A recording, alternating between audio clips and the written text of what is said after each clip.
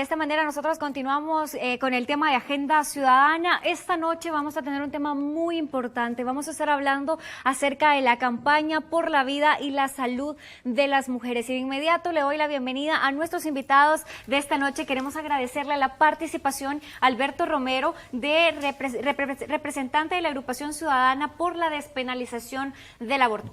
Muchísimas gracias, Alberto, por participar con nosotros, y de la misma manera queremos agradecerle a Noel González. Él representa a jóvenes voceras y voceros por los derechos sexuales y derechos reproductivos de El Salvador. Él es educador para la salud. Bienvenido. Gracias por compartir este espacio de Agenda Ciudadana, y es que se ha iniciado una campaña muy importante, una campaña con un contenido dirigido precisamente a las mujeres, pero también de alguna manera a los hombres, y es la campaña por la vida y la salud de las mujeres. Iniciemos por esto, Alberto. ¿Cuál es el objetivo de esta campaña?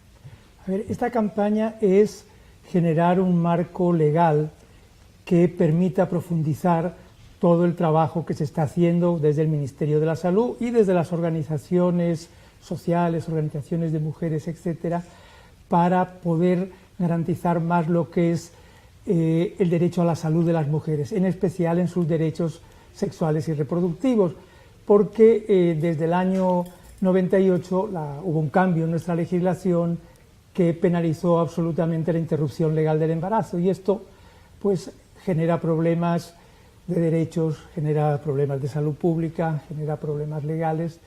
Entonces estamos intentando trabajar porque como sociedad repensemos esta situación y le busquemos, digamos, una alternativa que garantice estos derechos de las mujeres.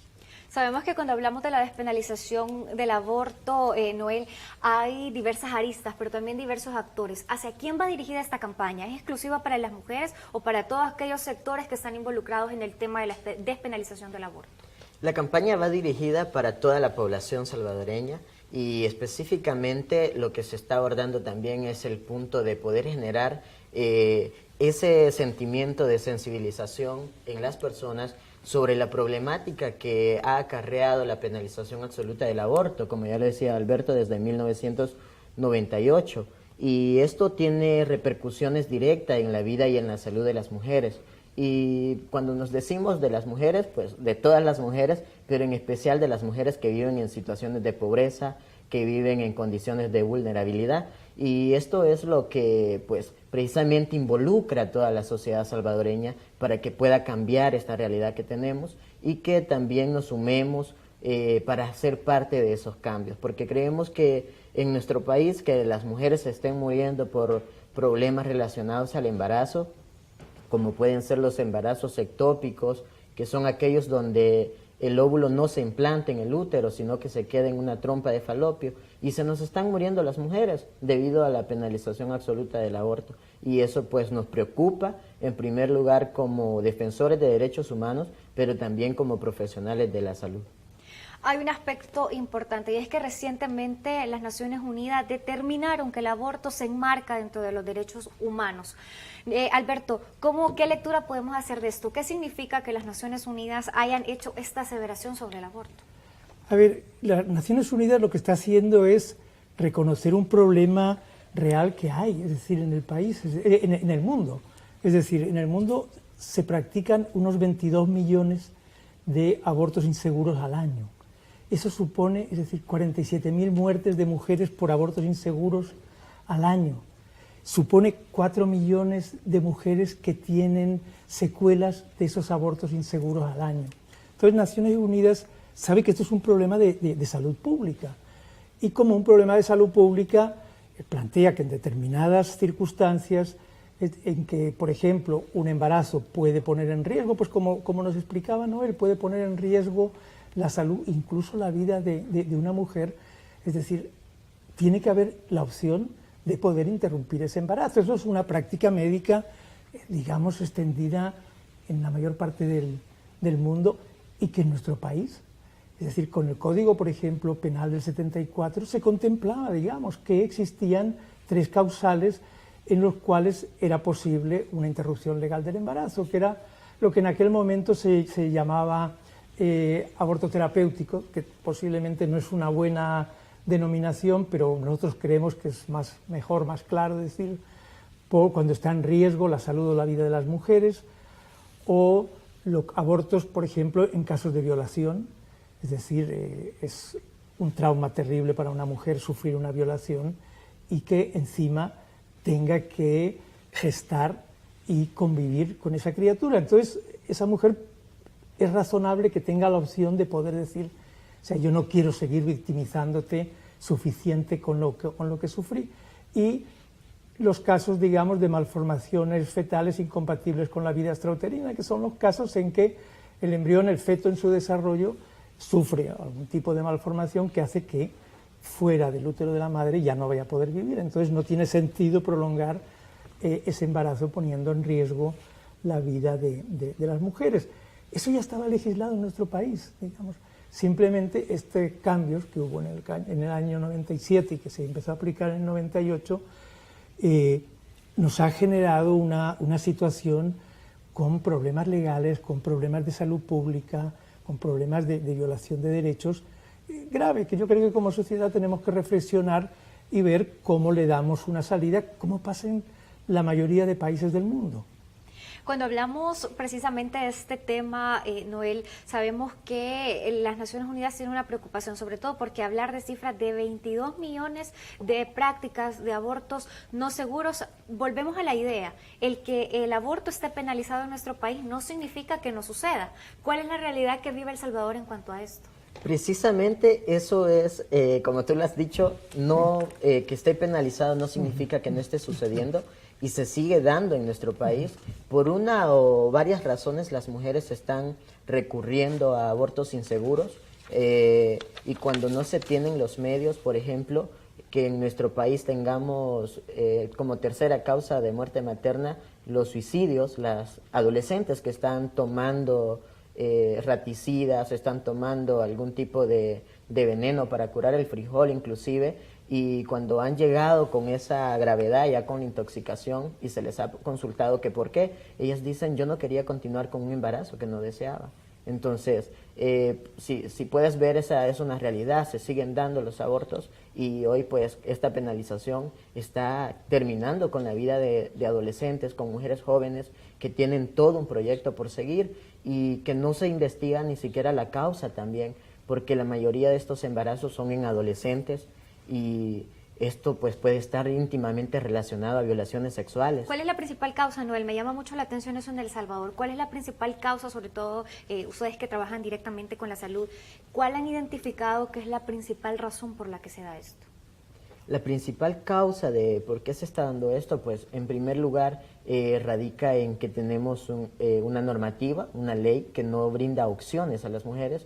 Como ya decía Alberto, se penaliza absolutamente el aborto y no se puede proceder. Las mujeres no tienen mayores opciones, no tienen opciones donde puedan tener la accesibilidad y decir, yo he sufrido una violación sexual, por ejemplo, y decido interrumpir un embarazo. La campaña y la defensa de los derechos humanos va más allá del propio hecho de que tengamos o que nosotros deseemos que las mujeres puedan ejercer. Es más allá en el punto de que cada mujer pueda tomar sus decisiones. Algunas veces discutimos el punto en que se cuestiona, ¿verdad?, que cómo es posible y que por qué, si no es culpable, es inocente, pero ¿dónde está también la vida de esta mujer? ¿Y dónde está la vida de esta adolescente que tenía ya proyectos? Alberto, sí, evidentemente internacionalmente se ha reconocido como ese derecho al aborto, ese derecho a poder decidir. ¿Qué pasa con la legislación que tiene El Salvador entonces? ¿Está ajustada a estos marcos internacionales? No, no está ajustada, y incluso ahora que hablaba el canciller, hay una cuestión que se llama control del cumplimiento de los tratados internacionales. Le llaman control de convencionalidad los que trabajan en estos campos de las relaciones internacionales, y es que al gobierno de El Salvador, igual que a todos los gobiernos del mundo, es decir, hay instancias que controlan, ¿verdad?, y revisan en qué medida se van cumpliendo los convenios que uno ha firmado. Y El Salvador continuamente tiene señalamientos del Comité de Naciones Unidas sobre Derechos Humanos, del Comité de Naciones Unidas del cumplimiento de los derechos económicos, sociales y culturales, de la Comisión Interamericana de Derechos Humanos, de la CEDAW, que son todo instancias en las cuales nosotros hemos firmado convenciones en las cuales se garantizan los derechos de las mujeres y nos señalan, es decir, preocupa que el gobierno de El Salvador tenga una legislación que genera esta situación de falta de garantía de derechos. Nos han señalado la preocupación de que desde hospitales públicos se hayan denunciado a mujeres que han llegado y que se sospechaba que pueden haber tenido un aborto inducido. El 50% de mujeres procesadas en el país, acusadas inicialmente de aborto, vienen de denuncias de los hospitales públicos. Es una realidad que ya está cambiando, digamos. Yo creo que el Ministerio de Salud y el gremio de ginecobstetra son conscientes de ese problema y desde hace como 2 años que se empezó a denunciar esto, ha habido un trabajo, digamos, por plantear que no hay que denunciar desde los hospitales. Pero, es decir, estos señalamientos nos los hacen continuamente estas instancias internacionales. Y lo que nos dicen es, revisen su legislación, pónganla de acuerdo a la legislación internacional. Miren, solo hay 7 países en el mundo, solo 7 países en el mundo en el cual esté penalizado la interrupción del embarazo cuando está en riesgo la vida de la mujer. Solo 7 países en el mundo, que son nuestro país, El Salvador, Nicaragua, Honduras, el caso de Chile, que en este momento, ustedes saben, hay un proceso de debate importante para cambiar la legislación, y yo creo que al final llegará a buen término, y el caso de República Dominicana, donde ya se aprobó la despenalización en estos causales, pero alguien interpuso, sectores muy conservadores interpusieron una demanda de inconstitucionalidad y no se está pudiendo aplicar. Y los otros 2 países son el Vaticano, que claro, bueno, forma parte de sus principios y de su ideología y está bien, aunque ahí no creo que se aplique mucho porque son muy poquitos habitantes y además para ser ciudadano son ciudadanos los que son funcionarios del Vaticano y Malta. Esos son los 5 países en el mundo en los cuales está absolutamente prohibido. En los demás existen legislaciones que de una manera o de otra permiten abordar este problema, que son problemas reales. Es que es como planteaba Noel, es decir, no estamos hablando de problemas abstractos, es decir, ustedes, por ejemplo, como espectadores, piensen en su familia, en sus vecinos, en quién no conoce, digamos, algún caso de alguna hija, amiga, vecina que estaba embarazada, que tenía una cardiopatía, que tuvo un embarazo ectópico, que tenía un cáncer y tenía la duda de si se aplicaba o no se aplicaba quimioterapia y radioterapia porque eso podía poner en riesgo el feto y si no ya le avanzaba ese cáncer. Si estamos rodeados de esos casos o casos de embarazos con fetos con malformaciones fetales o casos de violación por desgracia. A ver, en el año 2014 en este país, en El Salvador, tuvimos 1.545 casos de niñas de 10 a 14 años que fueron madres. Todos esos casos, según nuestra legislación, fueron violaciones. Más allá de si la niña fue presionada, seducida, el 20% de casos son directamente abusos. Es decir, esas niñas, si se interrumpen el embarazo, van a la cárcel. El que las dejó embarazadas, nadie sabe quién es. Nadie lo persigue. Es decir, no queda impune. Entonces, o sea, ese tipo de situaciones son las que nuestra legislación tiene que abordar. Es decir, no son casos abstractos, son casos bien concretos. Yo leí esta mañana un artículo que escribía Isabel Allende, esta escritora que mucho nos gusta a veces leer sus novelas, son bien lindas, y como ella es chilena, pues le escribió una carta a los diputados y decía ella, las mujeres seguro que entienden de qué estamos hablando cuando hablamos del derecho a la posibilidad de una interrupción legal del embarazo. Dice, los hombres posiblemente les va a costar, pero les voy a ayudar a que lo entiendan. Dice, mire, señor diputado, piense que su hija de 13 años, es decir, un día viene del colegio, la asaltan, la violan, y piense en los detalles. Piense en el miedo de la niña, en cómo se acerca el violador, en cómo le desgarra la ropa. Piense en los detalles, con precisión. Piense lo que ha sufrido esa criatura. Y al cabo de 2 meses la niña va y le dice, estoy embarazada. Y piensa en los detalles. Después de eso, debatamos sobre si hay que despenalizar o no despenalizar la interrupción legal del embarazo por violación. Entonces me impactó porque yo también como hombre y con hijas y nietos, pues empecé a pensar en eso y claro, uno dice, tiene que haber solución para esos casos, tiene que haber alternativas, no nos podemos cerrar. Entonces, de eso estamos hablando, no estamos hablando de derechos abstractos, estamos hablando de derechos concretos para situaciones concretas. Y eso creemos que tenemos que darle salida como país. Alberto, nos plantea un contexto muy real del cual tenemos en El Salvador sobre la despenalización del aborto, sobre la realidad que viven muchas de las niñas y jóvenes en nuestro país. Ahora bien, hay diversas aristas cuando se habla del tema de la despenalización del aborto. Una de las principales es la científica, pero alrededor de ello hay perspectivas morales, perspectivas religiosas, perspectivas de toda índole. ¿Cómo están viendo ustedes desde esta representación estas diversas aristas en el tema de la despenalización del aborto? Todo el trabajo que se hace en torno a los derechos humanos, nuestro enfoque precisamente partimos de ahí, de los derechos humanos de cada persona. Y estos que son reconocidos por la Declaración Universal de los Derechos Humanos y también por diferentes organismos internacionales, donde se respeta también las decisiones a libre albedrío, es decir, a cada persona se le respeta su identificación con alguna religión, con algún proceder moral, con alguna percepción de la vida misma o de la filosofía de la vida misma que ella tenga o él tenga. Y lo importante es que se les respete las decisiones. Y en este caso, cuando hablamos del derecho a decidir de las mujeres, cuando hablamos que una mujer pueda decidir si continuar o no con un embarazo, cuando su vida está en riesgo, ese es un derecho humano. Y ese es un derecho humano que precisamente, como ya lo decían, lo ha reconocido Naciones Unidas, lo ha reconocido la ONU, lo ha reconocido inclusive diversos organismos, diversos comités de derechos humanos, y abordarlo desde ahí, desde la arista científica, con enfoque de derechos humanos y también con un enfoque de género.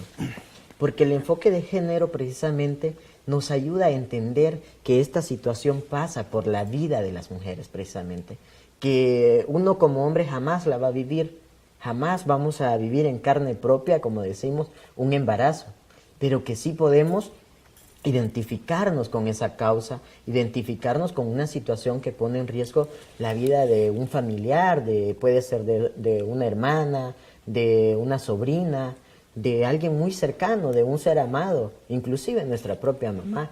Entonces, ese es un enfoque que es importante manejar. Y en nuestro país es preocupante porque las leyes, los marcos normativos internacionales, nos llevan a que revisemos nuestra legislación en torno a la penalización absoluta del aborto, pero no lo han hecho, o sea, seguimos en lo mismo. Y yo creo que ahí es donde cabe cuál es la función pública, cuando el derecho a la salud es un bien público, reconocido por nuestra Constitución de la República. Y ahí cabe el respetar las decisiones de las mujeres, el buscar alternativas públicas que beneficien a las mujeres. Más allá del pensamiento de Vanessa, por así decirlo, de Alberto, de algún sacerdote o de cualquier otra persona, ¿no? Que ejerce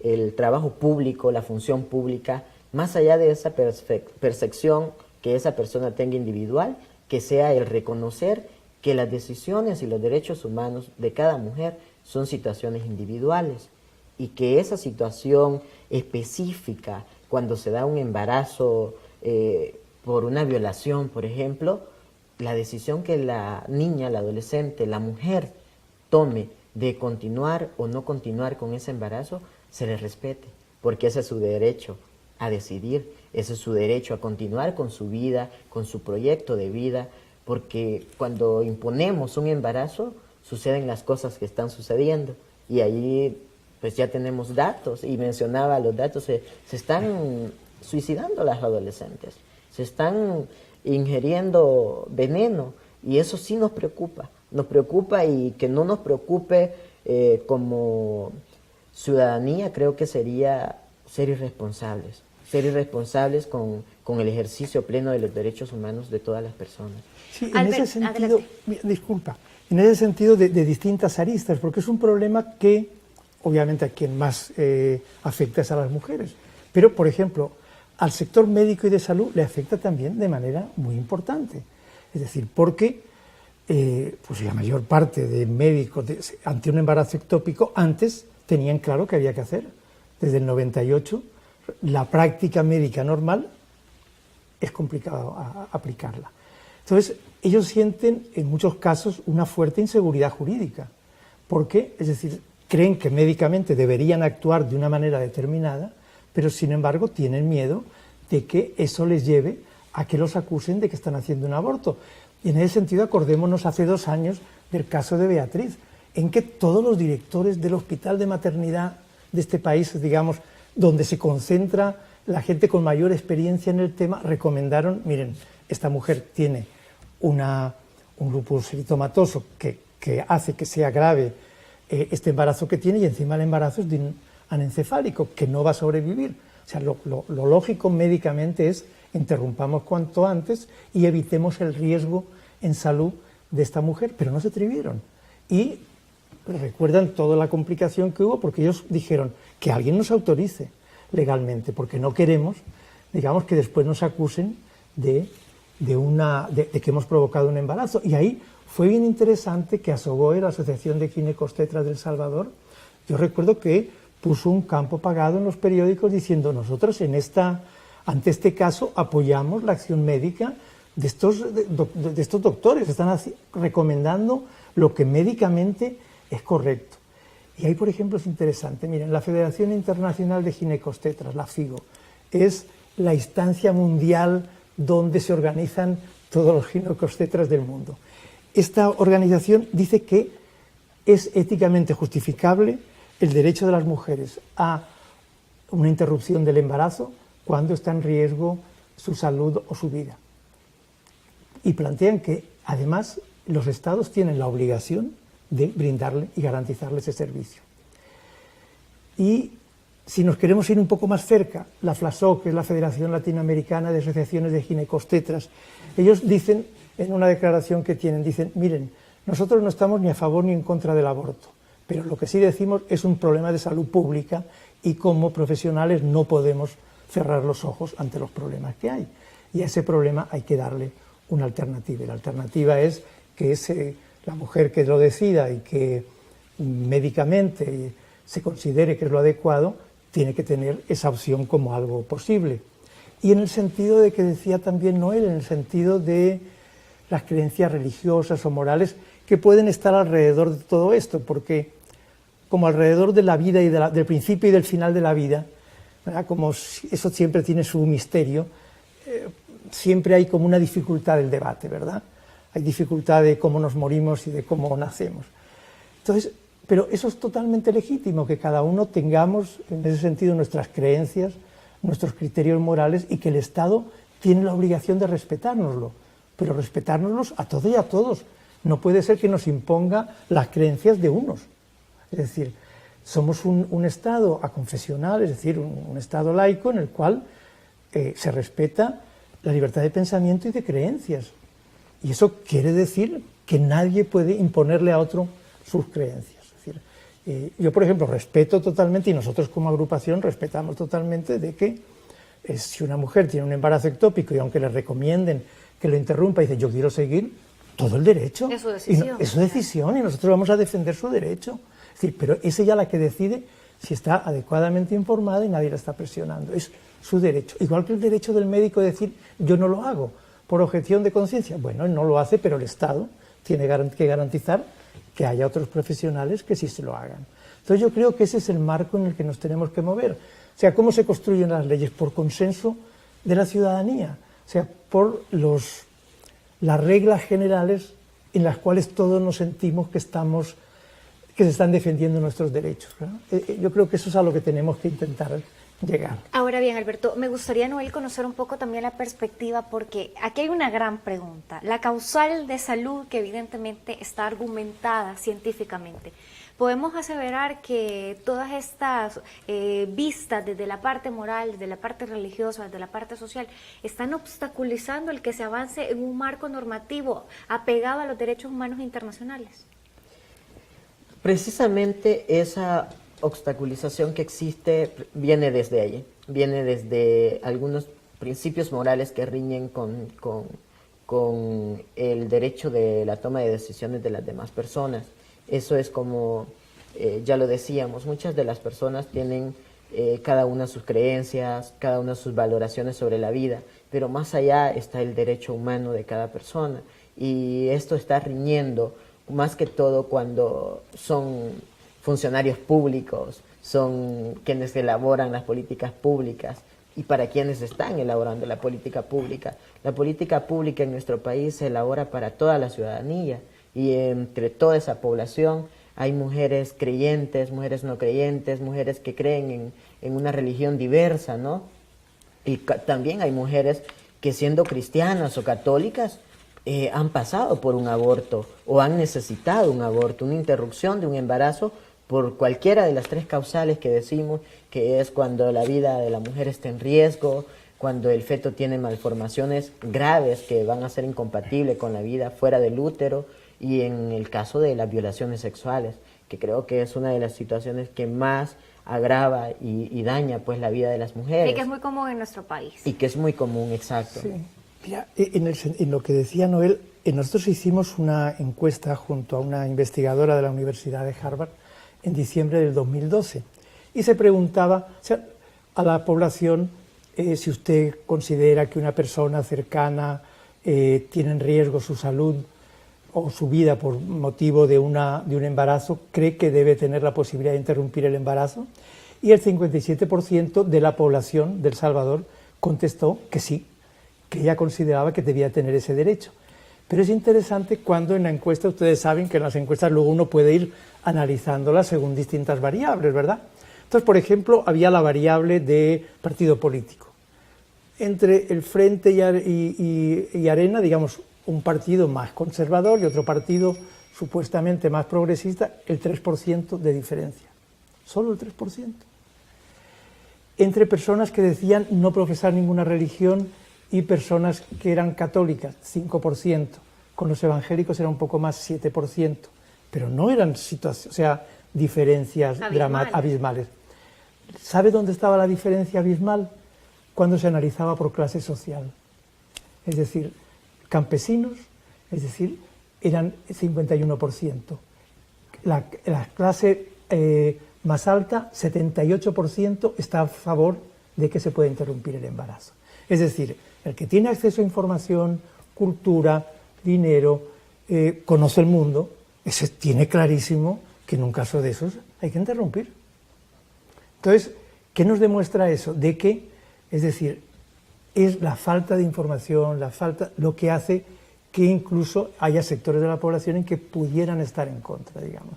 Si generamos un debate informado, información clara sobre el tema, es decir, nuestra ciudadanía sabe que ante esos casos lo mejor es una legislación que proteja, digamos, que garantice, que permita resolver esa situación. Para poder tener una opinión, para poder tomar una decisión, es evidente que se necesita estar informado de diversas maneras, de diversas fuentes y desde diversos enfoques. ¿Cómo ve, Alberto, el papel que tienen los medios de comunicación en este tema?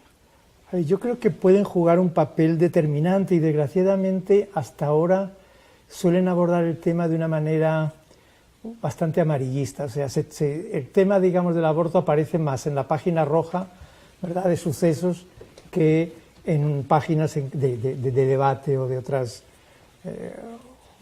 de investigación, etcétera. Entonces nosotros creemos que debería de tratarse, digamos, dentro de la pluralidad de opiniones de la sociedad y de la pluralidad de los medios. Es decir, yo no espero que un periódico conservador vaya a tener una postura progresista, pero sí debe tener una postura en la cual dé la información de todas las posturas que hay en la sociedad. Porque yo creo que eso puede ayudar a contribuir a que el debate sea más informado desde las distintas aristas, médica, de derechos, legal, y ayude, digamos, a que como sociedad le busquemos una alternativa en el campo que debe tener, que es en el campo de que haya un cambio legislativo. Y en este sentido yo querría retomar una cosa. Miren, la Sala de lo Constitucional ha sacado 3 resoluciones relativas por distintas cuestiones al tema del aborto. A ver, y en las 3, ¿qué dice? Es decir, que no se pueden priorizar los derechos del no nacido sobre los derechos de la mujer, ni los de la mujer sobre los derechos del no nacido, y que desgraciadamente nuestra legislación y nuestra Constitución plantea el problema, pero no da la solución, y que es obligación de la Asamblea Legislativa resolver eso. Es decir, y eso en 3 resoluciones aparece. Y yo creo que es que deja bastante claro eso que se aprobó, digamos, en el año 97, un cambio legislativo dentro de un contexto ideológico, ideologizado, sin un debate serio, y claro, pues tenemos un marco legislativo para regular este tema que no sirve, que no funciona, digamos, y que hay que abordar. Y en ese sentido yo creo que medios de comunicación podrían jugar un papel bastante positivo, bastante importante. Noé, Sí. su aspecto en cuanto a esto, ¿qué papel juegan los medios de comunicación? Es importante reconocer la pluralidad, como ya le decía Alberto, pero también es importante reconocer la democratización de los medios. Y en ese punto, tener leyes claras y tener legislaciones que permitan también a los medios poder propiciar información fidedigna, información real, información que sea contrastada científicamente y que tenga un peso científico, es muy importante. Digo esto porque han habido medios que transgiversan la información, usan la información de una forma que daña no solamente la dignidad humana, sino que la integridad física, poniendo en riesgo la vida de defensores y defensoras de derechos humanos. Y ante esa situación creo que los medios de comunicación deben de ser muy responsables. El año pasado recibimos diversos ataques por algunos medios, que no vamos a mencionarlos por cuestiones éticas, pero sí hemos recibido ataques directos a los defensores y defensoras de derechos humanos, y especialmente a quienes estamos defendiendo y hablando sobre el derecho a decidir de las mujeres en esta situación crítica, que es cuando tienen algún problema de salud derivado del embarazo. Creemos que es importante que también la gobernabilidad, ¿no?, el sistema de gobernación que regula también a estos medios pueda tener un papel preponderante, y que los medios pues también sean responsables y que también den oportunidad de respuesta, que creo que es un derecho. El derecho a la respuesta es un derecho, y en este sentido también los medios deben de garantizarlo. Es horrible que algunos medios de prensa escrita o algunos medios estén sacando 3, 4 páginas denigrando la imagen, la dignidad de una persona, el honor, que por cierto también está penalizado, dañar el honor y la dignidad de una persona.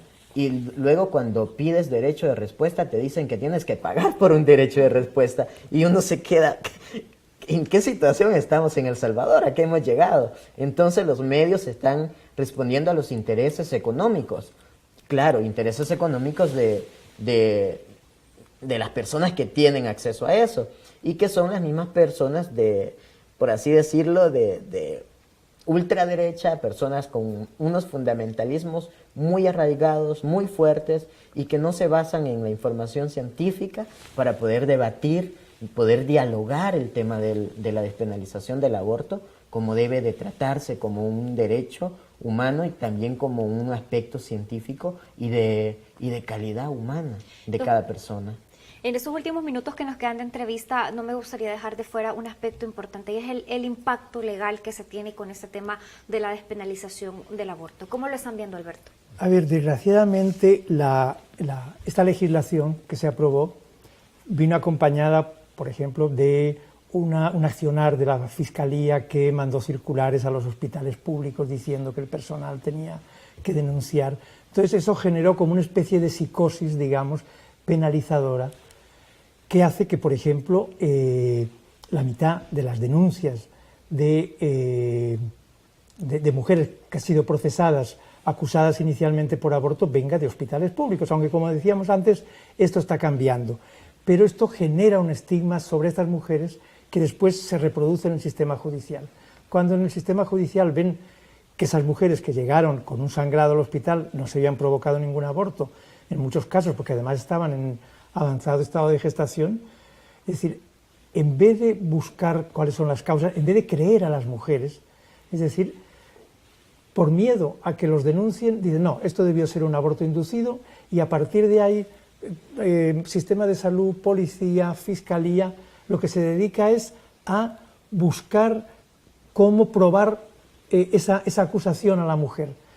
La tarea de la Fiscalía no es solo de acusar, la tarea de la Fiscalía es conocer la verdad, o sea, apoyar para conocer la verdad. No se les escuchó, ni siquiera se escucha lo que esas mujeres dijeron. Entonces nosotros, en análisis que hemos hecho con expertos internacionales, lo que nos dicen es, miren, la información que hay en los propios expedientes judiciales sobre estos casos son típicos de de partos precipitados extrahospitalarios, en los cuales lo más lógico, o sea, las probabilidades de muerte de la criatura que están haciendo son muy altas. Entonces, es decir, esto lo que ha llevado es a que una serie de incumplimientos de las garantías, de la presunción de inocencia, etcétera, haya llevado a que en este momento hay 25 mujeres presas, condenadas por homicidio agravado, que dirán, ¿qué tiene que ver con el aborto? Que esas mujeres cuando llegaron al hospital le dijeron que había abortado. Es decir, eso no fue cierto, y en vez de atenderlas, además de atenderlas rápidamente, lo que hubo después es canalizarlas como unas delincuentes, cuando lo que tuvieron fue un problema obstétrico. Y están penalizadas con penas entre 12 y 40 años. Es decir, mujeres con su familia, con hijos, es decir, con sus vidas absolutamente destrozadas, y en las cuales no se les garantizaron sus derechos ni sus garantías procesales. Y en este sentido es como paradigmático. Nosotros pedimos el indulto de 17, que hubo una campaña hace 2 años de las 17. Lo conseguimos solo de 2, pero en una de ellas, o sea, es claro lo que dice la Corte Suprema de Justicia. Dice que se la debe de indultar por razones poderosas de justicia y de equidad, no solo por eso, sino también de índole jurídicas relacionadas con derechos y garantías fundamentales de la imputada, como es la garantía que se presuma su inocencia mientras no se haya podido probar su culpabilidad conforme a la ley. Es decir, la Corte Suprema de Justicia reconoce en un acta que Guadalupe fue condenada injustamente, es decir, que no se garantizaron sus derechos procesales, y nosotros nos preguntamos, esta mujer, después de pasar esos años en la cárcel, ¿quién la está indemnizando? ¿Qué medidas se ha tomado contra los jueces que la condenaron, como dice la Corte Suprema de Justicia, sin pruebas? Es decir, este es un drama que está ahí, digamos, consecuencia de una legislación que lo que genera es estigma, lo que genera es una visión criminalizadora de un problema de obstétrico, de pobreza, de marginación, etcétera. Ya en este último minuto me gustaría, Noel, las expectativas y el mensaje que se envía trabajando esta campaña, una campaña por la vida y la salud de las mujeres. Creemos que es momento para que el Estado salvadoreño, junto con toda la población salvadoreña, pueda tener un diálogo abierto y científico en el tema de despenalización del aborto por causales. Y también creemos que es importante el involucramiento de todos los medios de comunicación.